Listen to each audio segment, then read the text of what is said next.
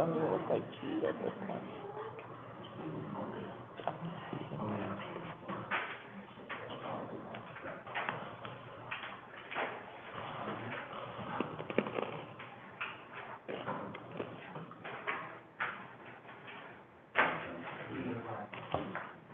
gonna see if I can yeah. So, yeah. You wanna put it So is anyone here? Hello? Hi, Diane. Hi, we're here. Hi, is everybody here? Yes. Okay. Okay, I will tell you, I'm having a little trouble with my internet connection. So if you don't hear me or see me, it'll reconnect me, but please go ahead with the meeting and don't wait on me to come back, okay? And also, I can't see all of you on my screen, so if there is, just feel free to jump in with discussion items and just, just go ahead and do that. So anyway, the Board of Education has called a work session to gather information, discuss and review various aspects of matters outlined in the agenda. The board will not take any action and no public input will be taken during the session. I'd like to call to order the April board work session of Mounted Community Board of Education. The following board members are present for the board work session. When I call your name, please acknowledge you are here. Did Marie join? Is Marie here? Marie?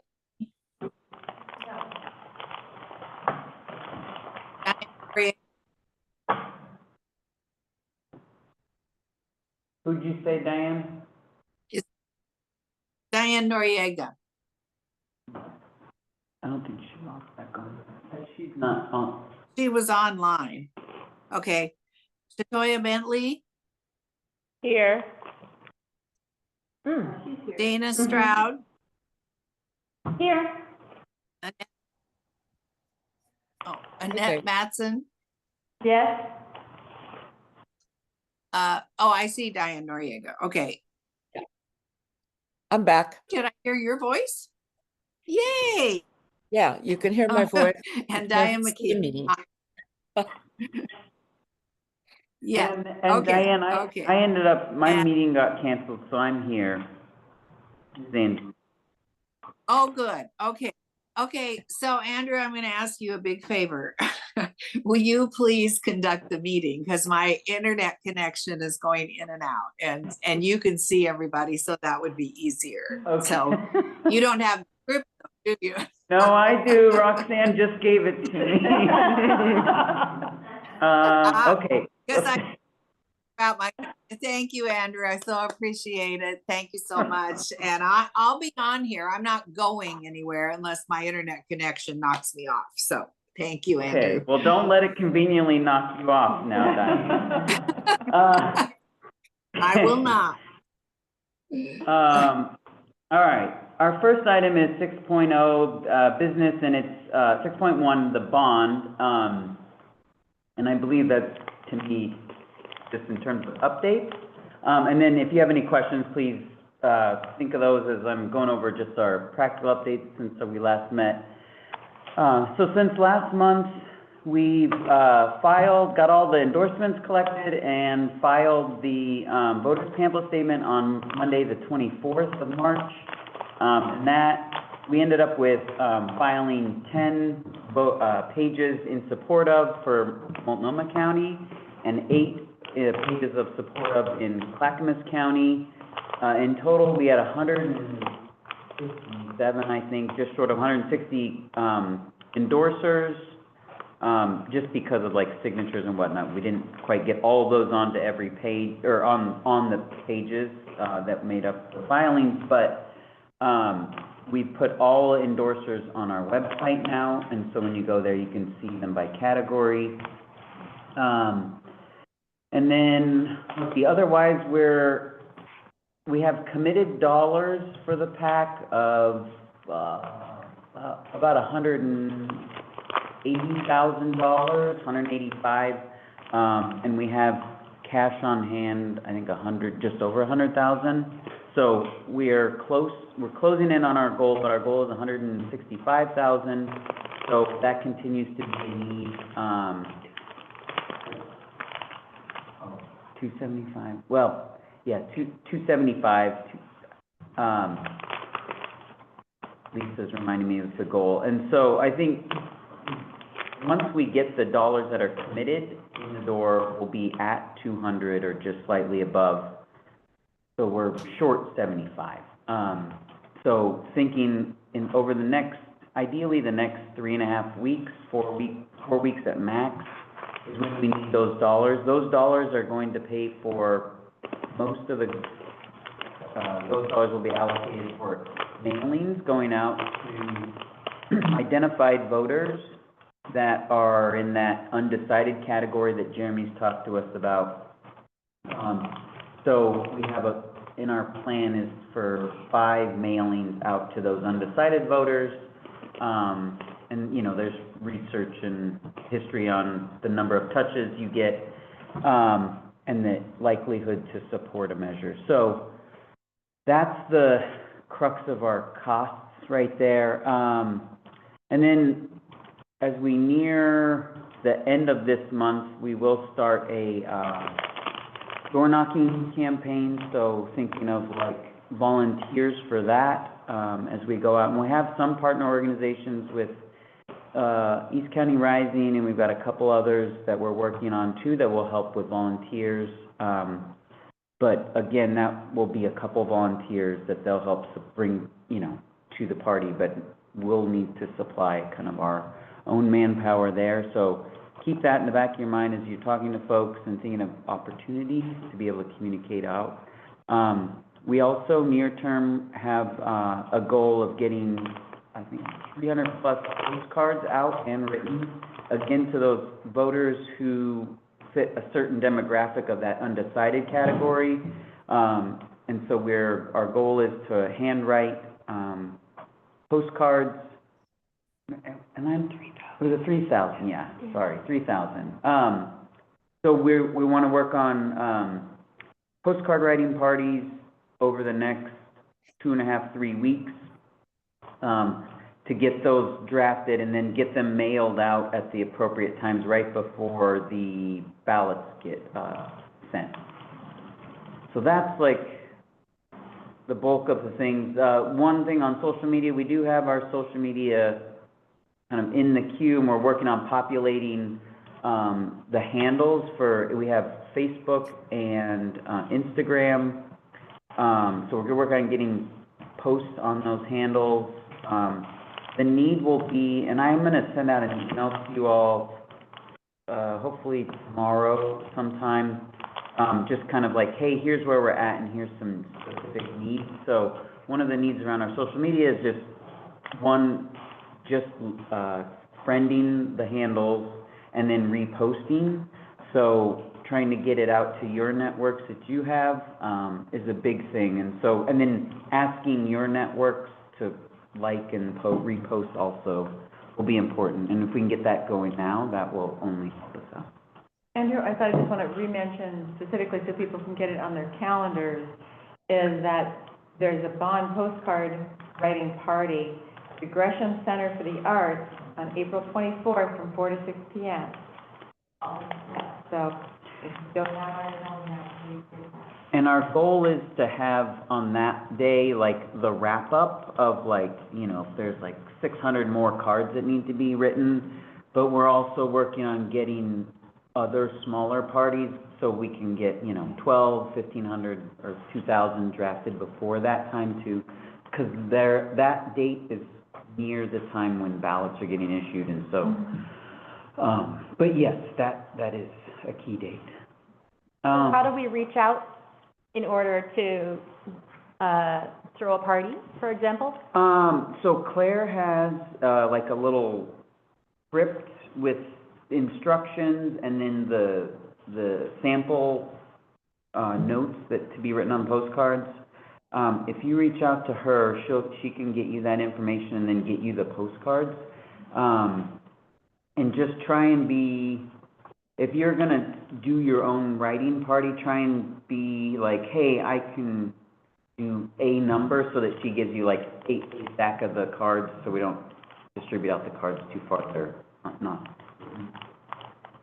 blank.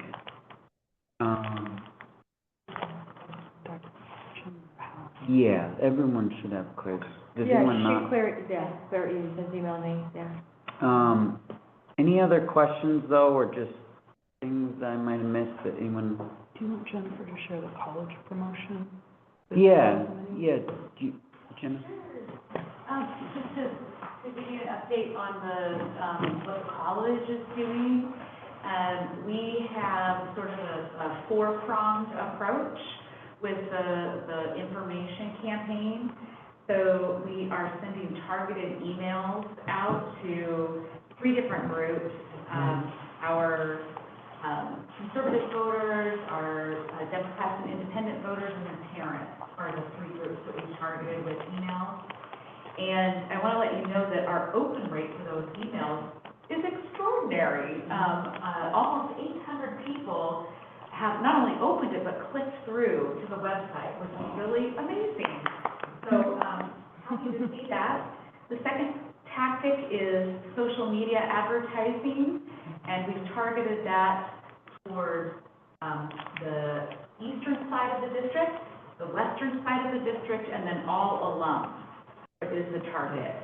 And this incredible number of impressions, more than 100,000 people have seen our Facebook and Instagram ads, and those come with a video as well, which is also brings me to my third category, which is some YouTube digital advertising, and again, a whole bunch of impressions there and click-throughs. And then the fourth thing that we're doing is we're advertising in all of the newspapers that are in the district. So that's coming up. Those will be coming in the next couple of weeks. So just to let you know, some things that are happening on that side. Yeah. And Jennifer mentioning newspapers made me think of, so we will be getting out letters to the editor on a cadence, I think a weekly cadence, starting like 2 weeks or so. So if, I'm assuming anyone on the board would like to be on that, but we don't want to we want a diverse, like if we have a board member on the first week, maybe we shouldn't have one for a while. So if you're interested in that, but we want to, or if you know of a good person who would fit, that's a known community member that's willing to, let Claire and I know, so we can organize that out and think of, with the papers, what weeks those names would go on, with their letters to the editor. Yeah. I want to add that I've seen the YouTube of Mount Hood's video. It looks really nice. My kid was watching his show, and it popped up as a commercial, and I just happened to look, and I was like, oh, it's Mount Hood. So that's cool. And we will be doing paid advertising also. That is the second item that's costly. So, thinking about our handles and stuff too, just helping to broaden that reach through the handles and then paid advertising. Any other questions or just practical things about how engagement, or we'll have some tabling events, and that'll get pushed out. If you have an idea, if you have a long list of email contacts, I have a subscription to Constant Contact now. So if you want to draft something, I pushed out 19,000 emails, which I didn't even know was possible. And so if you have something like that, you're like, hey, I want to email this list, and it's 150 or something like that, let me know. Because if you give me the Excel or something, a Excel version of that email list, I can upload it, and we can adopt whatever email wants to go out. Otherwise, that's all I had. 48 days. That's what Lisa's allowed to say. That's providing information. All right, but please reach out to me and Claire, or me or Claire, either one, if you have opportunities to engage. We'll need help with social media, so if you're like interested in a certain area like that, that would be great. Okay, next item is item 6.2, President's Draft Goals for 25-26, and Lisa. Okay, so this is kind of a continuation of conversation we had, and I apologize, I can't remember which meeting it was. And I've tweaked things a little bit from that conversation, but this is a little bit more fleshed out, and again, this is still a draft. And just as a reminder that these goals are not all inclusive of the work I do. These are the goals that relate specifically to what kind of we do and areas where we open up. So the first one, you heard the budget conversation today, so I think it's timely to note this idea of developing the comprehensive 5-year financial sustainability plan. Part of this is, doing some research into some different models and seeing what others are doing. But it's also as much about me looking at it is also about bringing campus along and helping to educate campus on where are our, what are the levers we can pull. We know we have a finite amount of money. So on the expenditure side, what can we do to affect that, and what can't we do? So we build that broader knowledge of how the expenses work, and likewise with the revenue. Right now, we're pretty dependent on tuition, state support, and some grants. The grants, who knows what's going to happen with grants? That's the big question mark. At the same time, we have a great opportunity because we're far better positioned in philanthropy. Now that takes time to build, but having that plan and how we start shifting and try to also build more revenue opportunities. And so that's kind of the big umbrella, and then these are just some specifics that I might have gotten overly specific about and doesn't need to, but hoping to come back with some metrics around expenditures, some metrics around revenues, and then also sharing with you how that's being communicated in campus engagement, and also if there's any particular policies or administrative regulations that we might need to do as part of that. Questions, comments?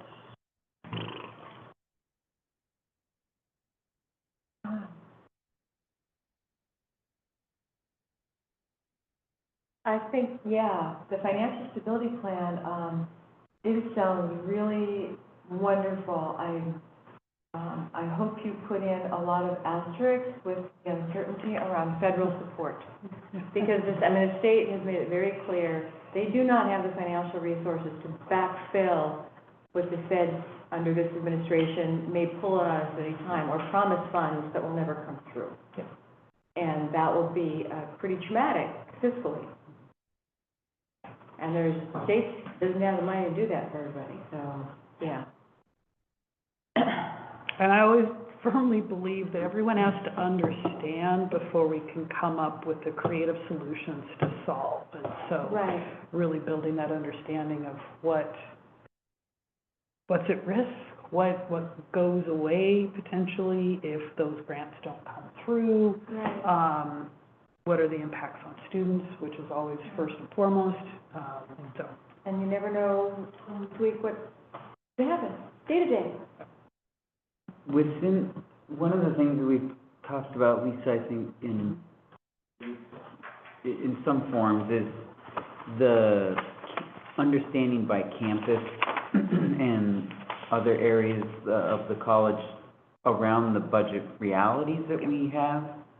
And I was curious, within this set here, is that topic encompassed in there? Like, I saw the communication of the plan. Yeah, and also the one above it, ensuring opportunities for input and feedback from the campus community. Part of the thought was, in sharing this out, collecting input and feedback, and it also, in order to provide input, you have to understand the other two areas. Yeah. And so, yeah, that, I can work on finessing that, but that's the idea. Yeah, I mean, I don't, I get what you're saying, I just, the clarity of just stating like, an educational component, Yeah. you know, to campus.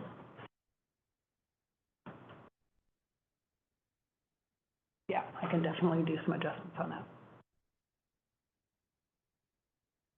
I'm guessing there's other parts here of the 25-26 goals, Yes, that's just one, just the financial piece, that's one goal. right? Yeah. Okay.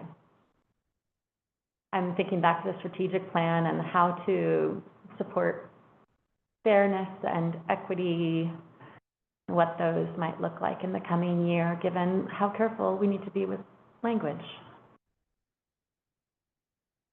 So let's run down the other, and then we can talk about other Yeah. ones that we might need to address. Yeah, So then the second one, that has a little bit of kind of overlap, but around governance, and improving college governance.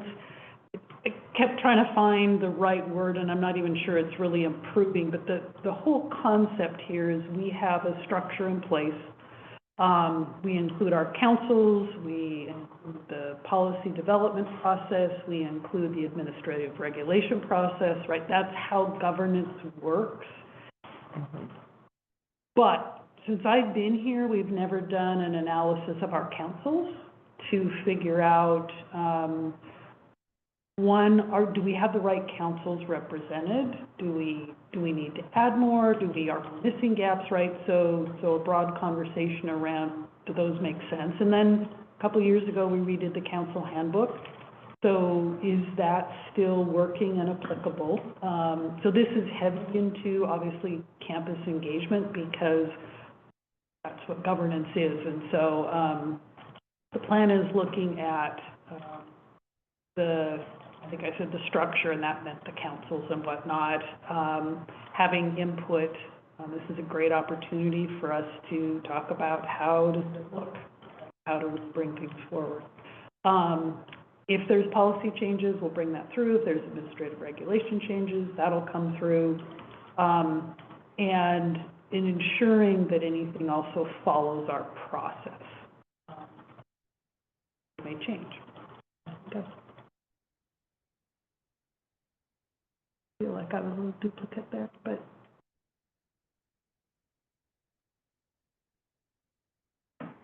And what's listed here, right, there's some unknowns, because if you start a conversation, there could be things that get added that haven't been listed here. And so just including that I haven't thought through, nor do I have a prescribed scope. So that's part of the input phase. But the ones I can predict are ARs and policies.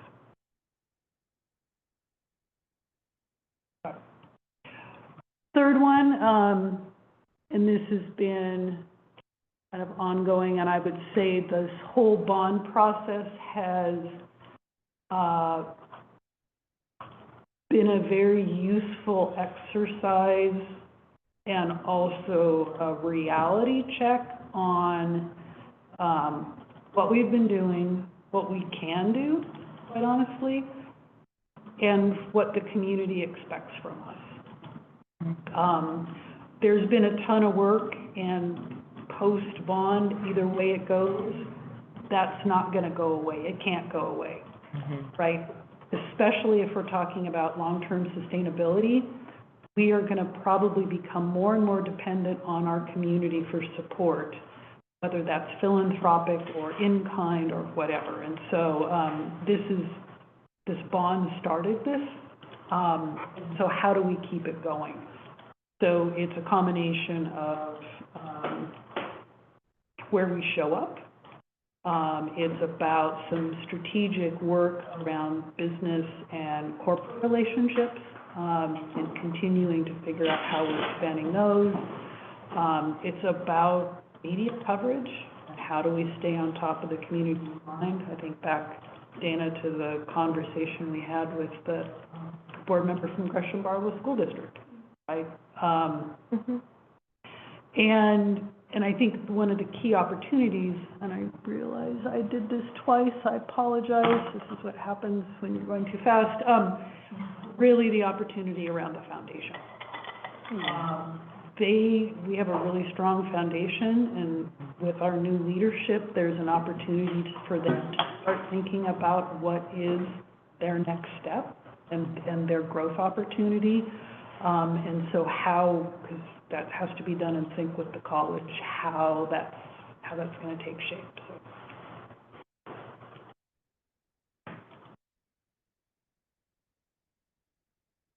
So to your question, I think some of the equity work and that's ongoing.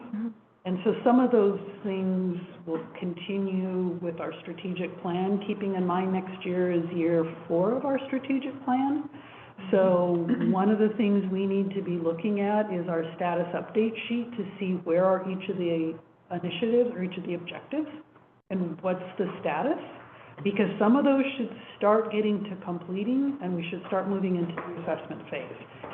And if we're not, that's where the board needs to be asking, why are we still here, or what's happening? And so, What are the barriers? yeah. Maybe that's a future work session. Couple of questions on this one. Yes. So I would request that I'm for media coverage to either be informative or positive or neutral, as opposed to simply media coverage.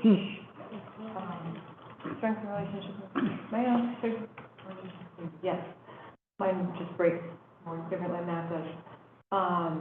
And then. But I can't do big scandals and Well, media coverage. we had those in the past, we don't want those anymore. No bar fights. Okay. Yeah, and then, you didn't discuss, item 7. Oh. And I just have a question Mhm. on that. So, the president will ensure development of, an economic development plan based on district employment. The president will oversee and collaborate with vice presidents, develop a strategy to align with state and district data for college offerings. So an economic and employment plan, or economic, seems to me the difference, economic development plan. So this What do you- tags yeah. on to their OCCA or OPC is looking at doing a statewide job gap analysis Okay. that will provide state view information, but also local information. And the idea here is, when we're talking to the legislature and our future funding, if we can say, here's the gaps in the state, we can fill them, but we can't fill them without the resources to do it. That's going to be the strategy looking forward in some of the funding. Because the reality is that the CTE programs are really expensive. Right. And there's not that awareness. And so we need to really raise the job profile, and we want to do this also to understand where do we sit across the state and where are the gaps, so each of the colleges can also be figuring out what we need to be doing in our local area. Okay. Right, this is like the story that just came out about Clackamas Community College and their mental health program, right? Based on gaps. Yeah. And so what we're trying to do is because colleges have done it, and it's been, I think we did it back in 2019, and it can be very powerful, but if we do it from the state, then we can do a better job aligning. So Right. that's tied to that Okay. study. That'd be relevant to hopefully all 90 of them. Yeah. And this part is developing that strategy, because we'll get the data next year. So how are we gonna then operationalize it the following year. Yeah, I guess I'd suggest something, maybe a little Wording rewording it. around, Yeah. than just the wording on it, yeah. I'm thinking for number 3 as well, in the activities section, Mm-hmm. it says new business partners. Could community partners be added to that too? Just so it can coexist with the work that the board is doing of building that relationship with community partners. Can I make a proposition that with my goals, you stay with employers because we're gonna be using that to align with instructional programs? But for the board's goals, right, because my hope is next year, board actually comes up with your set of goals that kind of go the other way, and that would be a great place to catch the organizations. Okay. Does that work? Mhm. Okay. I'll make a note to not forget that.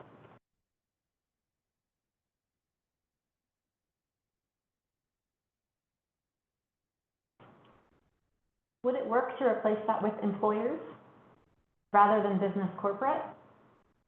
Sure. Because then it includes nonprofits and community orgs as well as business interests.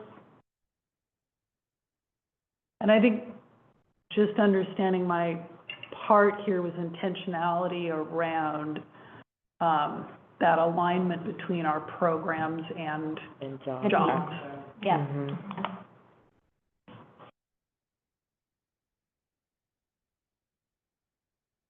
In like the nonprofit world, we need admin.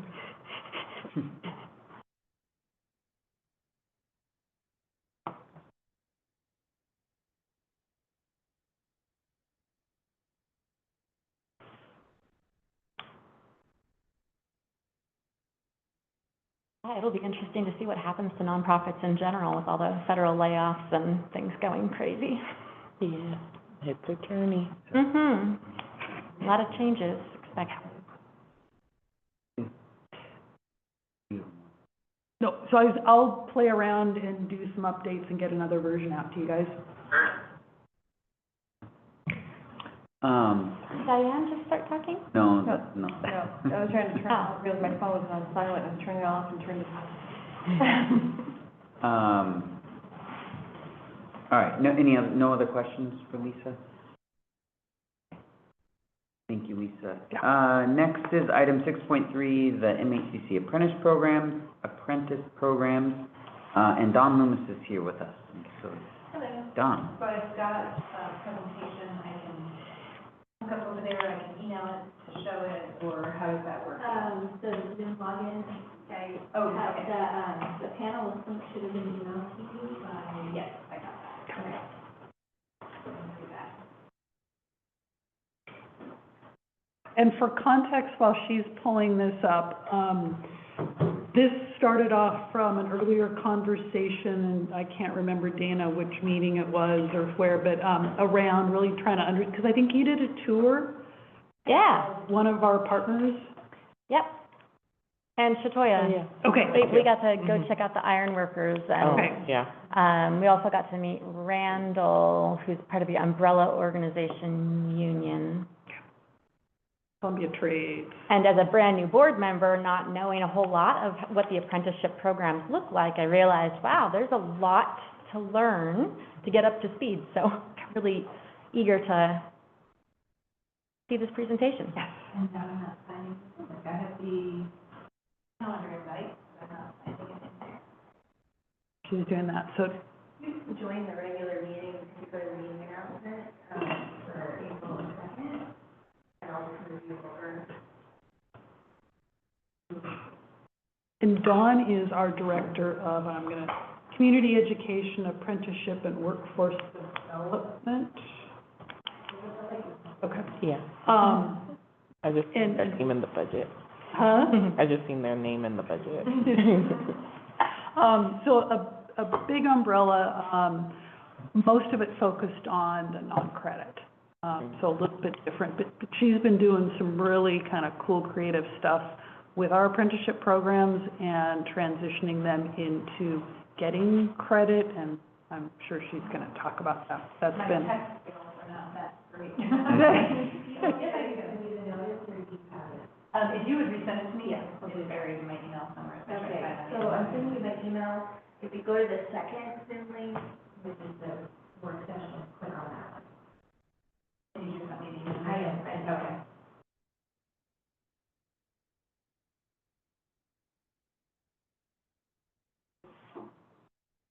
You said it's non-credited, Lisa? Or is it credited? Well, it's a mix, I'll let her, Okay. but most Credit. of her world is non-credit. Or has been.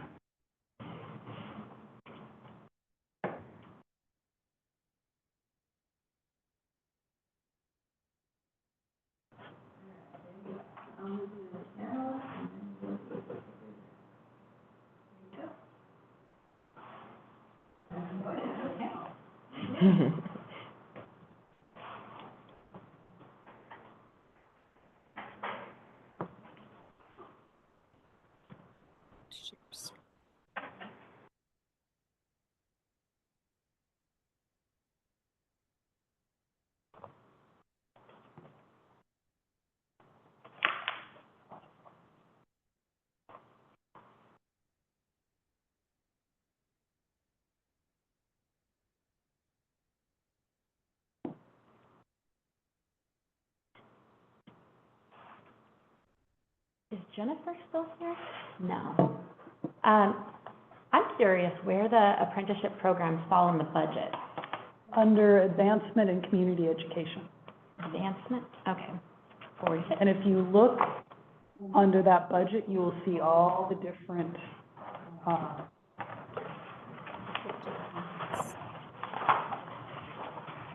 Can everyone hear me? Oh, wow. Page 48, found it, Lisa. Thanks. Yeah, all 16 yeah. unions. Mhm. And it is Big. Mhm.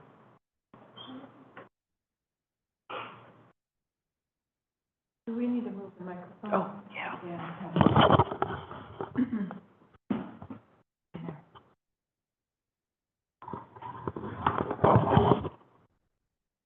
Very weird, because I don't see what's up there.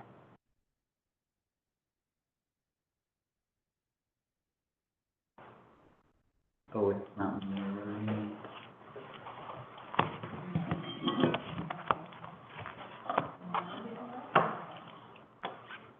Let's see if this will work.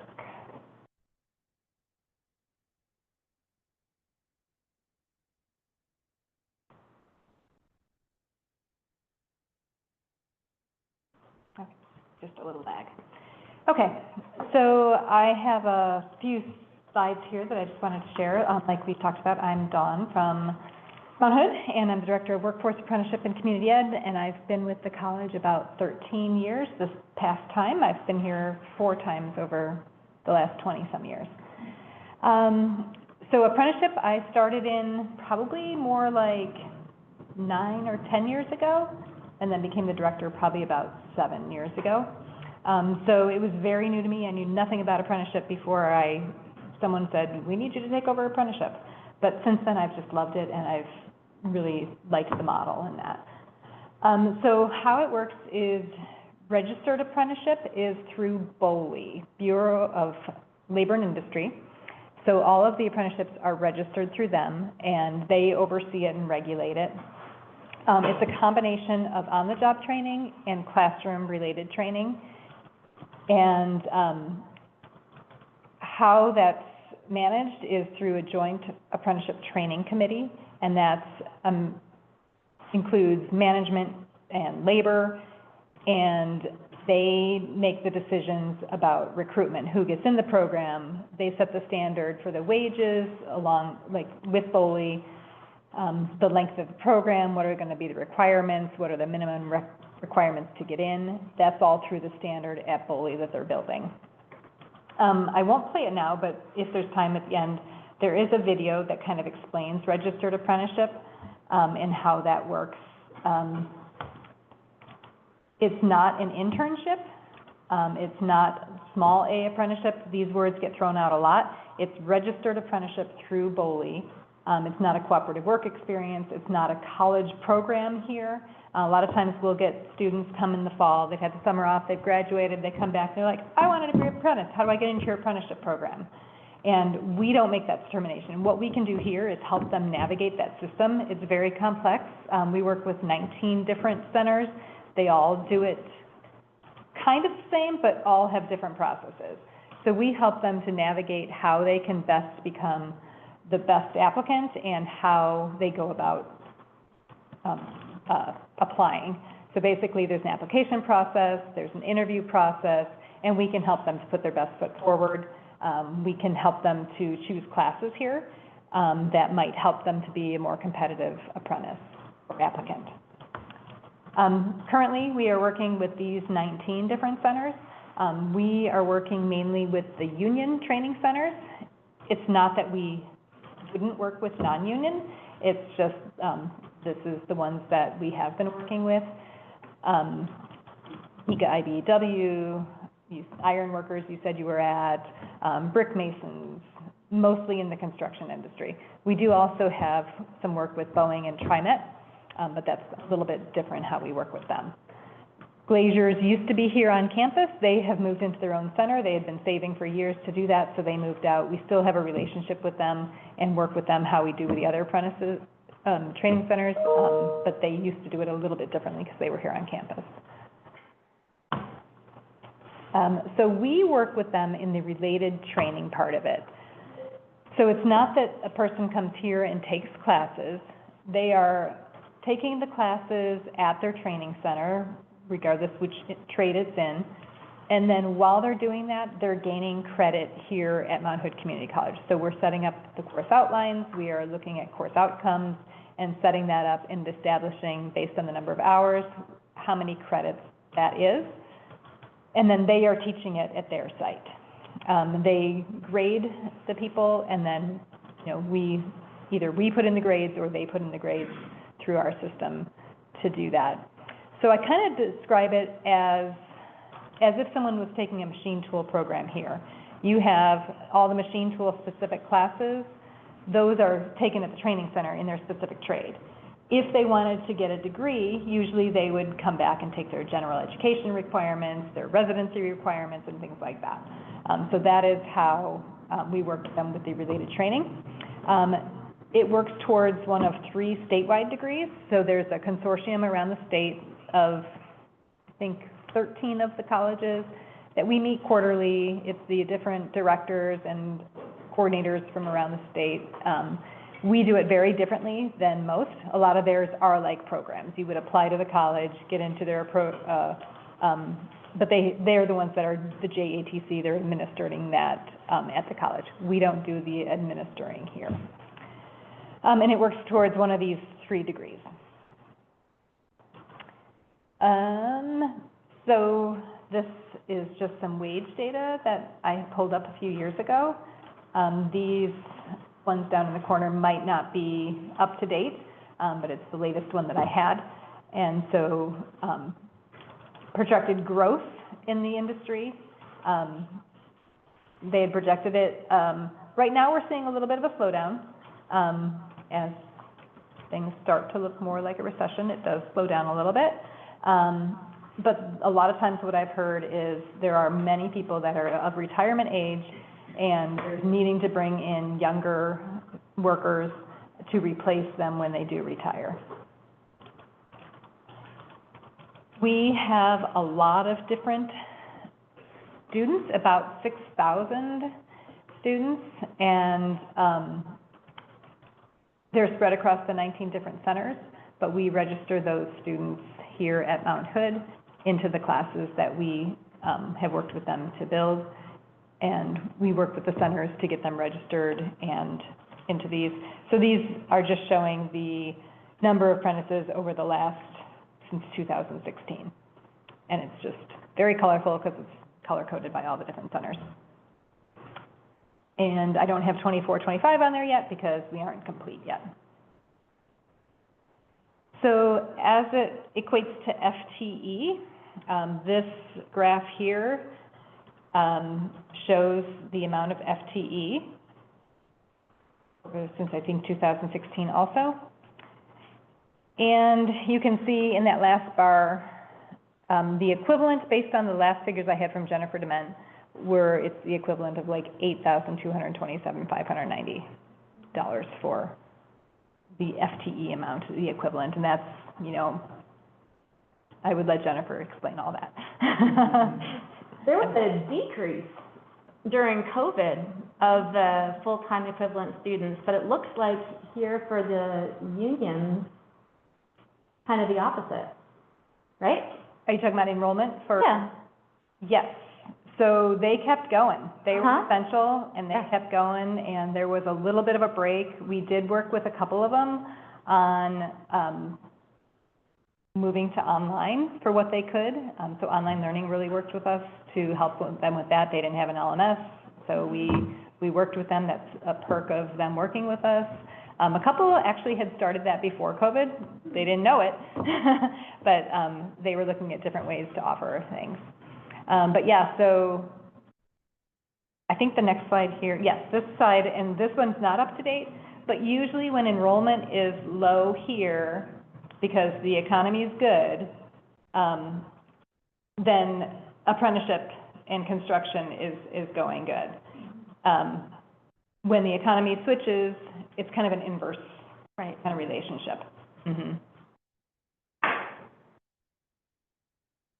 What we've done over the last few years, this graph here shows, it used to be that somebody might show up here and be like, hey, I heard I could get a degree, and everyone on campus would be like, what are you talking about? And so we started working with our degree audit and advising and everyone so that it wasn't such an enigma that somebody might come in here for a degree. And we really looked at how do we make this an easy system for them. We started recruiting, saying, hey, do you know there might only be 4 classes you need to take to get your degree? And so people started gaining interest. We had one center that was actually paying for the general education credits at one point for them to come and take those classes. As the funding model might be changing, and it might not just be based on, FTE, we started looking at how do we get these people to be recognized as completers, because through the state, if you get your Journey card, which is their goal, they don't go into this thinking they're going to get a degree, they want the Journey card, that doesn't really count through the way the state looks at it. So we thought, how can we make them a completer at the state? So we started looking at, these are 4-year programs, some of them, they're very rigorous, you have to understand math to be an electrician, you have to understand math to understand slope as a roofer. So we know they're teaching those things, so we started in this last year going with them and looking at their curriculum and how could we embed the gen eds so that they don't have to come and take those additional classes, because they are getting that communication, those writing, communication, math, some other health and safety types of things. They're already doing that, so why make them come take additional classes? So we have worked with them, and we just, when PNCI was still in existence, we had worked with them. Sheet Metal is doing this now. We just finished up with a couple of the electrical, so NECA IDW, I think Central Electric. So when they complete their Journey card, if they were present for all the classes and didn't transfer in, and there's some exclusions, then they should also be eligible for getting their degree. They just need to apply to get it. And so at the end of this month, we have a list of the classes of the people that are journeying out for this past year from NECA IDW. They're going to get a postcard at their graduation, says apply for graduation, and they most likely are going to have their degree. We put caveats on it because that happened one time, and there might be an exception. Contact us if you don't get it. Maybe there was a typo in the registration or something, so we'll look into it if they don't get it, but they should all have it. And that would be like 112, I think they have going out there. So yeah, this has grown over the years. That last column is 24, 25, and so that's just showing we're only through, I think this would only be through fall term, and we're already almost up to where we were last year. So we should have more there, more completers. We also have kind of honed our registration process so that we are collecting some of the data that we need so that some of those things in the funding formula, our data is more accurate, and so that those will count for those different categories that might get us more funding. These are just some of the things like have to do with diversity, equity, and inclusion that we've been working on and the industry as a whole has been working on. You know, just connecting youth to the different jobs, improving your retention. We here have a STEP apprenticeship program. So through the STEP program, you know, people can get access to different support services and things like that to become successful in regular programs, but we have a kind of a branch that's STEP apprenticeship. So people that are interested in going into an apprenticeship, these people would be on SNAP, and we have a part-time person that works with them to help them to become a better applicant so that they can, you know, have a leg up in the application process. Maybe they need to take a welding class because they want hands-on experience, or a math class or something like that. So then Sue, our part-time person, would help them to navigate. We could possibly pay for classes, we can pay for boots, pay for gas for them to be doing things, so it will provide those wraparound services so someone can be successful in that. And then the CPEL, the Construction Pre-Apprenticeship for English Language Learners, kind of came out of all these industry connections that we had. A lot of them were saying, we have these great applicants, it's just a language barrier, and they've got the skills, we want these people, but how can we help this? So then through these conversations, we were also able to find funding for it, which brought us to our CPEL program. And so that's going strong. Can I ask a question on that? Sure. Actually, maybe two questions. As I'm understanding, the people that are providing the education to the apprentices and pre-apprentices are not necessarily Mount Hood staff. So how do we ensure that the students that are technically getting a degree from Mount Hood are not being exposed to some people in positions of power who may not have the same ethical codes or values that Mount Hood has? We do have contracts with them, and it has all that listed in there, that they must do these things and must do these things. We are in contact with them. You know, the students know that they're students, they can also reach out. They can also go through the same type of complaint processes and things like that. Yeah, and then there are specific requirements laid out in the contract that they need to be a journey level person in their trade, and they need to have so many years experiences and things like that. But I'm not sure if that answers. Well, kind of. I mean, I've worked in some blue-collar jobs myself, and I know the language that's often used in some construction sites. And being a gender-diverse person, I've been exposed to a certain level of, you know, language that people will use in these sites. And I wonder about just the safety of students that are going through, particularly English language learners and folks that might have aspects of their identity that could be harmed by going through the program. And I recognize it's a delicate balance, right? Yeah. But also, it's nice to have structures in place. And I do know that they have made more of an effort to do that, and like through BOLI and through just some of the organizations, that there are different trainings, like on here it talks about the high five, and I believe that one is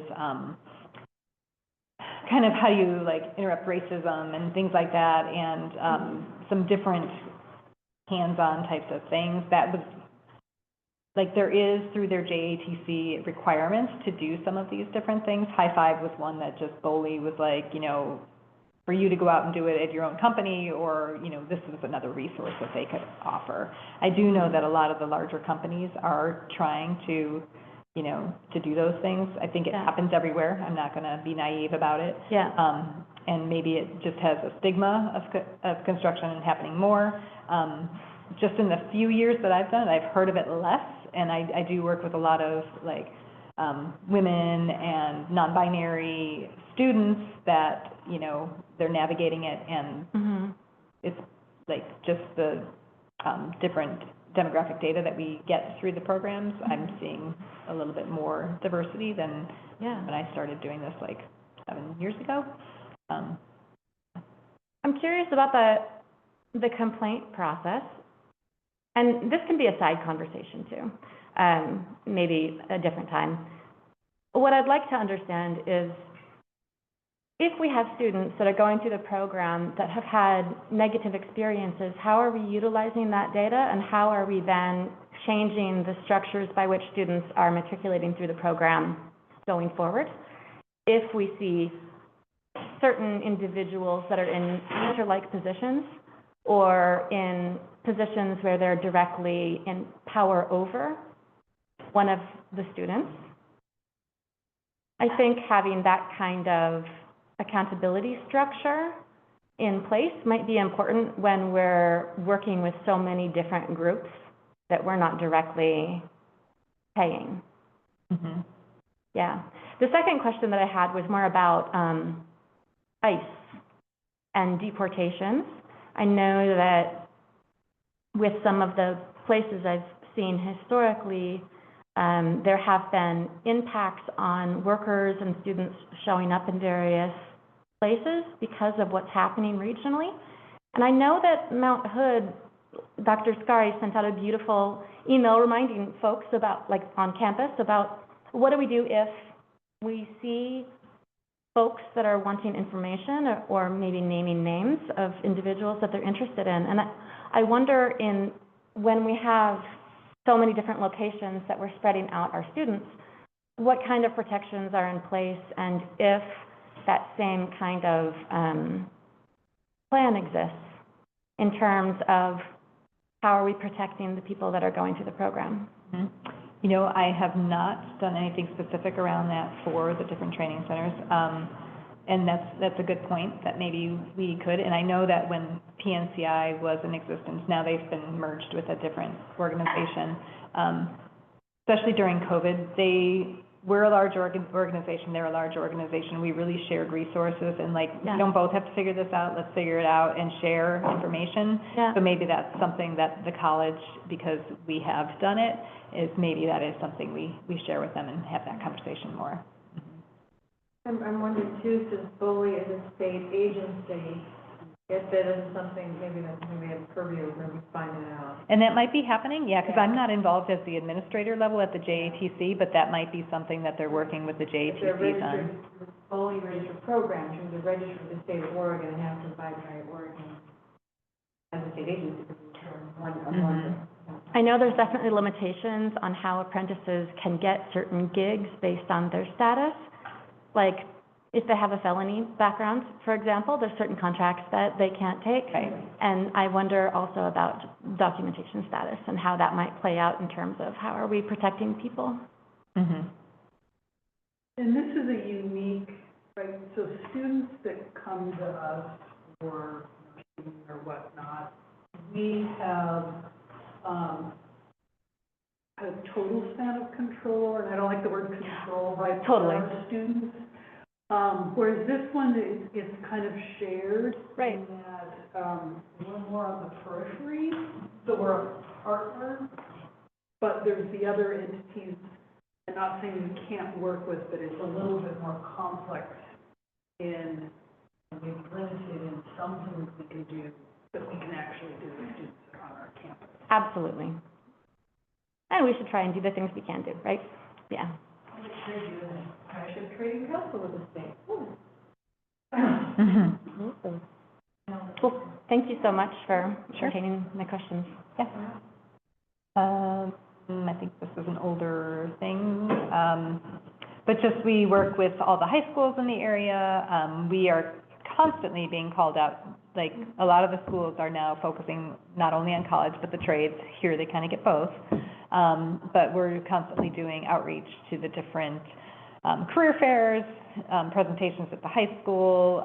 We were able to go into math classes. That was fun because, like, high school math, people don't want to be there. But I have a unique perspective where a lot of times I will pull up a transcript when there's someone that I'm looking at as an apprentice, like, are they gonna get the degree or what's it looking at? And I could see that they went to college years ago and got Ds, Fs, bombed out. Now they come back as an apprentice and they're getting As and Bs and probably more like As, but it's like kind of applied math. So when I was speaking with the students, it was like talking about, you know what, math on paper isn't the same as math in the real world. So, you know, encouraging them, stay in math, do good in math, but it might just be how you learn that's a little different. We also have a lot of relationships with union training centers, obviously. With the organizations that aren't doing the embedded gen eds, we still are working with the different departments on, you know, are there classes that are online that are apprentices who work full-time that could take, or evening classes, and fit them into those schedules. We work with the pre-apprenticeships in the area. CBOs, we do also do outreach to. And then student advising. You know, a lot of times, someone will come in and be like, I'm interested in the apprenticeship, but then maybe we start talking and they're more interested in, you know, applied tech down there. So we walk them down there and they can talk about those things too. Yeah, that's all I had today. One thing I'd like to add to, and John, jump in if I have any of this wrong. Even though I talk about this kind of different relationship, we still look at them as our students, and so things like the basic needs opportunities, our pantry is open to any of the apprenticeships. So, Counseling. Okay. So that is so while that might look different on the class side of it, right, our service side will try to, And there was like a couple of students that, a training center didn't necessarily know how to work with them, and we were kind of more the experts. They had 2 deaf students or apprentices. And so on-the-job training, they were working with their employer, getting interpreters or anything that they needed there, different lighting and things like that. But in the classroom training, they were like, we're kind of stuck. So we leaned on David Pontius and our accessible education services so that we could provide an interpreter for the classroom training, and, you know, I know at least one of them journeyed out and got their degree, and so, yeah, that was an opportunity that probably wouldn't have been there if it wasn't for the partnership that we had, yeah. With regards to the cost, so when they're doing their apprenticeship, is it a balance between, like, are they on the hook as students for all the tuition at the end? There's no tuition exchanged.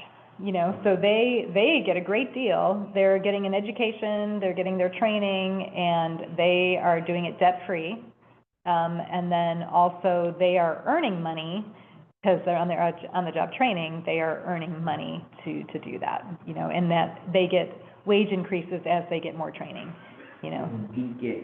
So because the training's happening on their end, on the apprenticeship end, there's no cost. Right. Yeah, there's no like faculty costs and things like that. Issuing a degree without.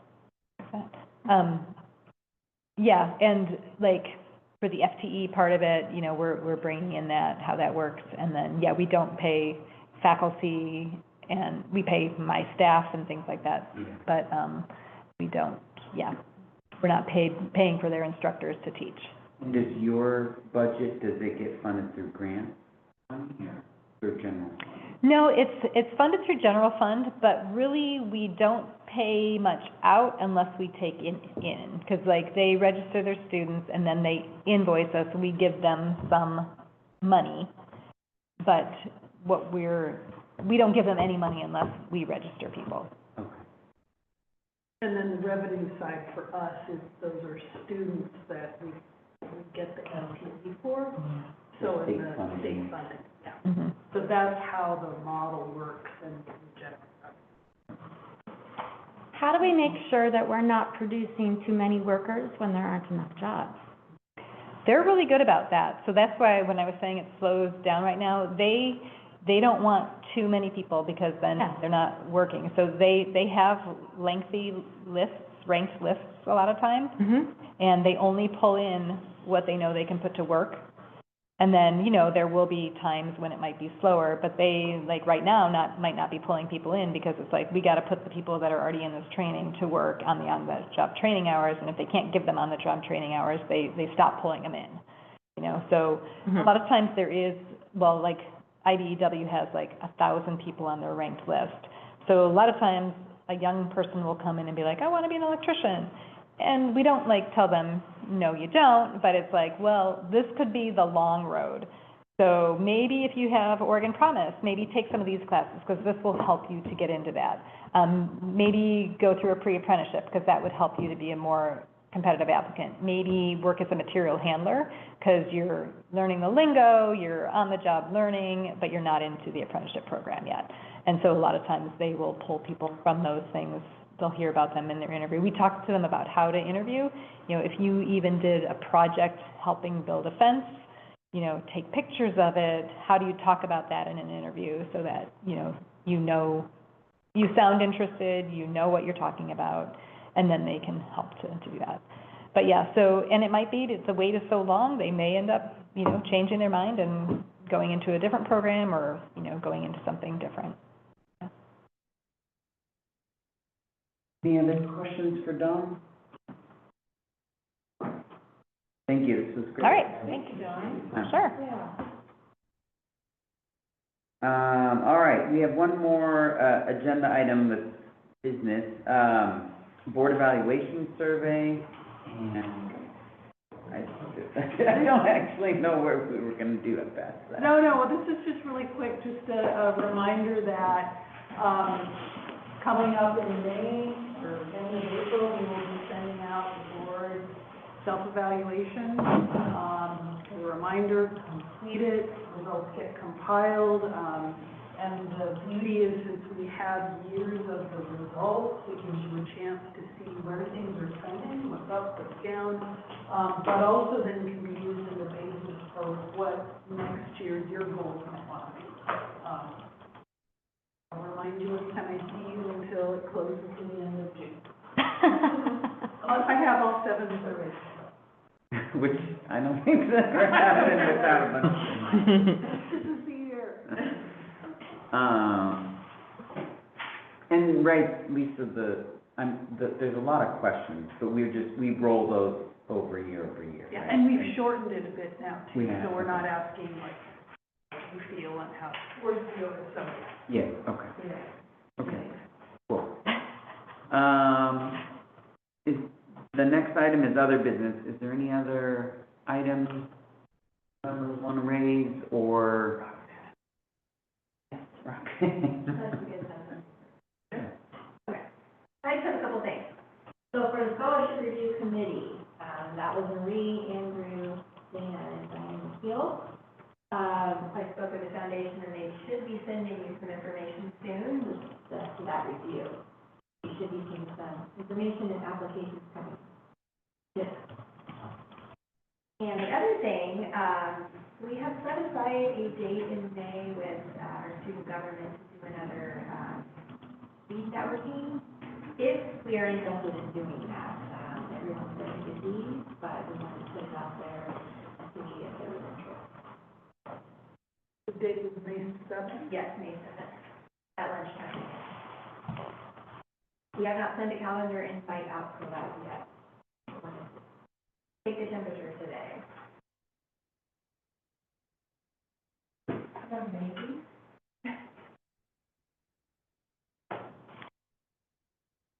Have a hold over it.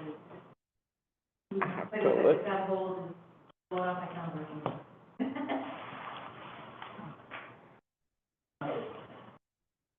And this is right, I know the board has enjoyed it, I know the students have, but I'm also mindful. So, we were able to do the one in February, which is really helpful. We try to time that one because it's around leading into the budget. So hearing what's on students' minds to figure out how to capture the budget. And my feeling is unless we can get at least 4 people there, I think if students are gonna show up, it also reflects if you guys are busy and there's only a couple, it may send the wrong message. I could commit as long as I have a month of advance notice to cancel clients. I would prefer if it was later in May, if that's at all possible, but, I was wondering about, with the bond measures coming out. Yeah, that, I guess when it should be set their schedule, pretty early, so we probably wouldn't be able to do it, but maybe we could do it in the fall if it's not working. And they've got Barney's Bash or Barney's, they do a big spring celebration, so that could be another opportunity for you all to show up in their celebration, and be present, so that can be another. Yeah, maybe we could piggyback events somehow. What day is the Barney's Bash? Oh, doctor just sent me a list of all the events. I think I have it. I don't have the iPad today. for Diane's on the call, did you have availability for that May 7th date? Because I just wonder if we should take a temperature check and then see. I think so. I'm just checking my calendar.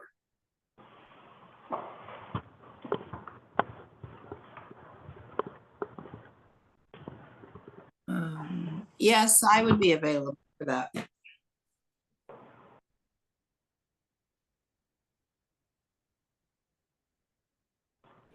In terms of a straw poll, because we need to let Doctor know.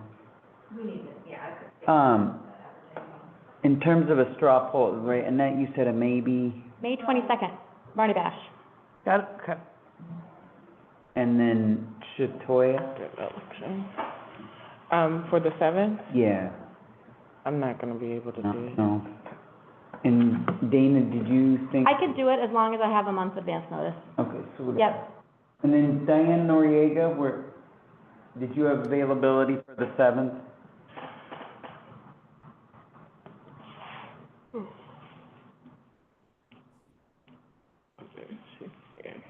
You're muted, Diane?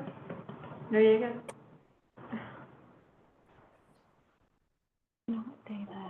Diane Noriega, if you're trying to talk, you're muted.